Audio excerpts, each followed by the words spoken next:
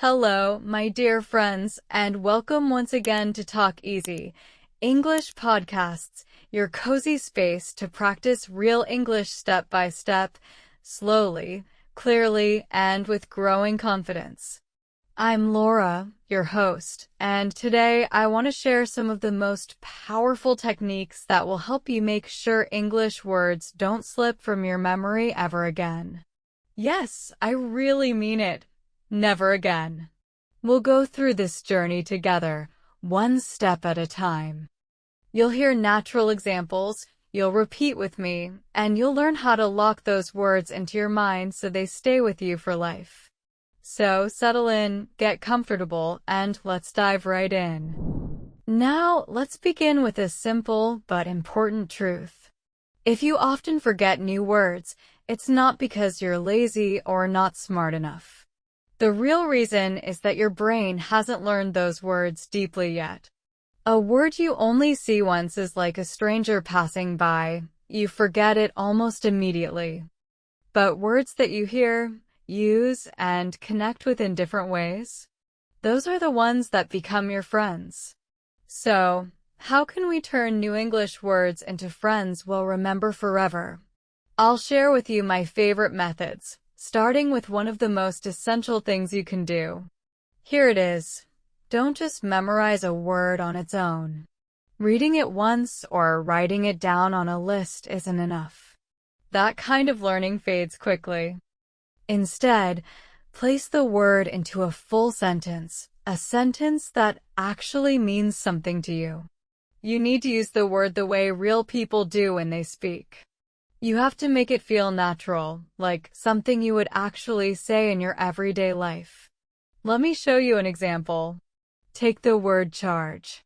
It means to put power or electricity into your phone or another device. Now, don't just keep repeating charge, charge, charge. That doesn't really help your memory. Instead, try this with me. I need to charge my phone. Good. Now expand it. I need to charge my phone before I leave the house. Even better. Let's try one more. I couldn't call you because my phone wasn't charged. Great. And finally, excuse me, is there a place to charge my phone here? See? That's how people speak in real life. That's living English. Let's move on to another word, delay. This word is used when something happens later than expected. Repeat after me. There was a delay at the airport. Nicely done. Another one. The train was delayed because of the snow. Perfect. And one more. Sorry for the delay, my meeting ran late. Notice how each sentence gives the word a new life. You're not just memorizing the dictionary meaning, you're learning how to use it. Alright, let's try another. The word is borrow. To borrow means to take something from someone for a short time and then give it back later. Say this with me. Can I borrow your pen? Good. Another one. I borrowed a book from the library. Excellent. And another. He borrowed my bike and didn't return it. Perfect. Do you see what's happening here? Each sentence is like a mini story.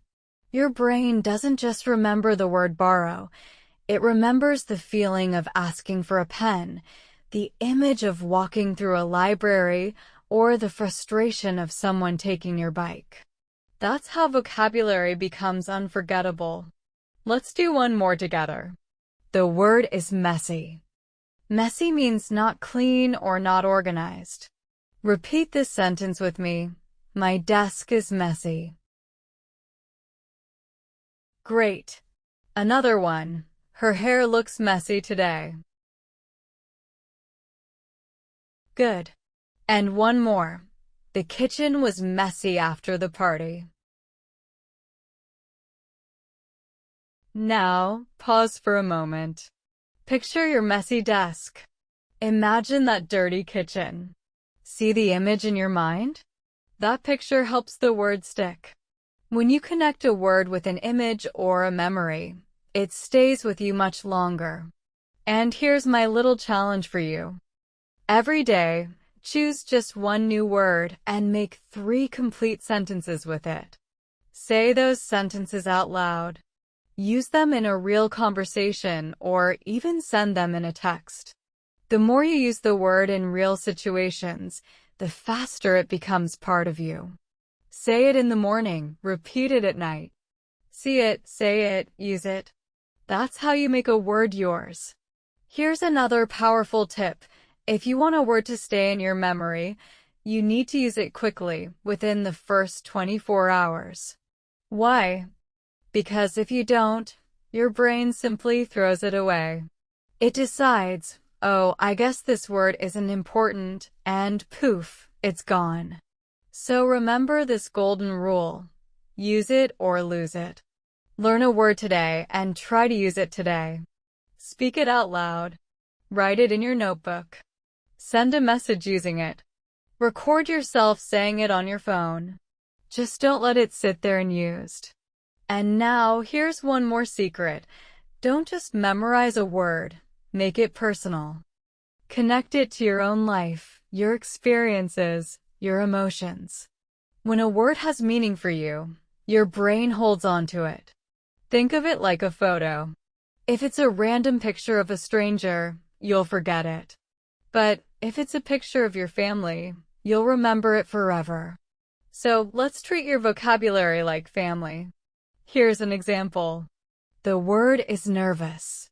Nervous means feeling worried or afraid, usually before something important. Repeat this with me. I felt nervous before my job interview. Now, think back. When was the last time you felt nervous? Maybe before a test, before speaking English, or before meeting someone new. Now let's make it yours. I get nervous when I speak in English. That sentence belongs to you now. One more. He was nervous before the big exam. And as you say it, make a picture in your mind. Remember the feeling. When you tie a word to a real moment in your life, you'll never forget it. All right, friends, let's look at another word, lonely. Lonely describes that sad feeling you get when you're all by yourself. Let's practice it together. Say this with me. She felt lonely in the new city. Yes, repeat it once more. She felt lonely in the new city. Now try this one. I sometimes feel lonely when no one is around. Can you relate to that? If the answer is yes, then the word has already come alive for you. Your brain isn't just storing the letters, it's connecting with the emotion. One more. He moved away and felt very lonely. Do you notice how powerful emotional words are? When you tie vocabulary to your own experiences, it goes deeper into your memory and stays there longer. So every time you learn something new, don't keep it abstract, make it about your life. Imagine the moment, describe your feelings, and that's how you build a real, lasting English memory. Now let me share one of my favorite techniques for remembering vocabulary: visualization. In other words, make a picture in your mind. Don't just pronounce the word, see it. Create an image, imagine a scene. Why? Because your brain loves pictures. Words combined with images create strong, unshakable memories. Think about this. You can recall a photo you saw 5 years ago, but you probably don't remember a sentence you read 5 minutes ago. That's the magic of visual memory. So, What if every new word became a little movie in your head? Let me show you how. Take the word climb. Climb means to go upward. Repeat with me, I want to climb that mountain. Great. Now, pause for a second, close your eyes. Picture the mountain. Imagine yourself with a backpack, sturdy boots, slowly walking up the path. Do you see it? Now say, we climb to the top of the hill. Wonderful. Try another. The child climbed the tree quickly. Can you feel it now? You're not just repeating the word, you're experiencing it. That's what makes it unforgettable. So next time you come across a new word, ask yourself, what do I see when I hear this? Can I turn it into a picture or a little scene? You can even sketch it in your notebook, find a photo online, or act it out with gestures. The more senses and feelings you connect, the deeper that word settles in your memory. And here comes a big tip, a true game changer for vocabulary learning. Don't study random, disconnected words. Pulling one word from here and another from there is like trying to build a puzzle with pieces from different boxes. It just doesn't fit together. Instead, focus on groups of words that belong to the same topic, the same story. Why? Because your brain loves order. It loves categories, patterns, and meaningful connections. When words are related, your mind remembers them like a family, not strangers. Let's practice with the theme of weather. First word, cloudy.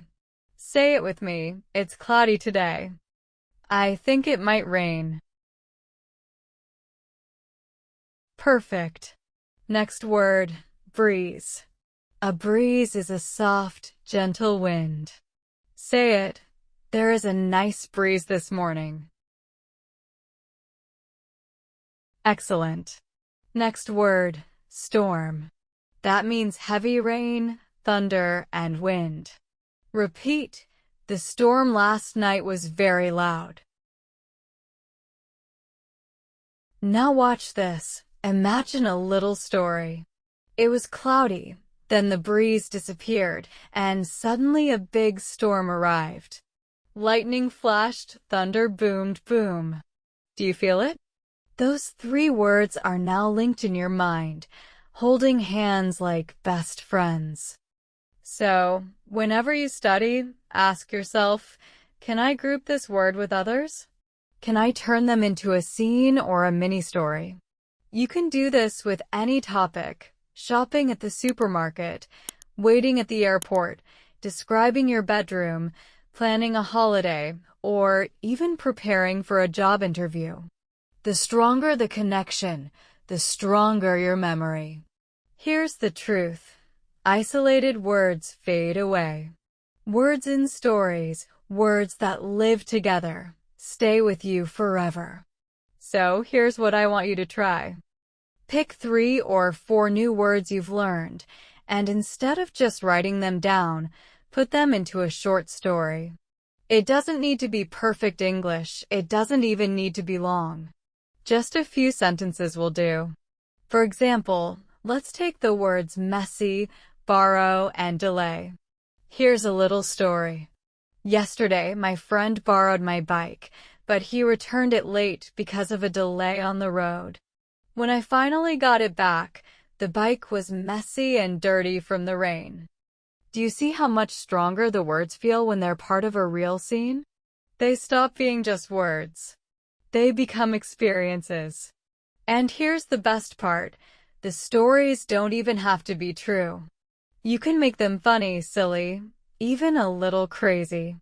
The stranger or more emotional the story, the easier it is for your brain to remember. For example, the messy cat borrowed my glasses, but returned them after a delay because he was at the airport. Crazy, right? But I promise, you won't forget those words anytime soon.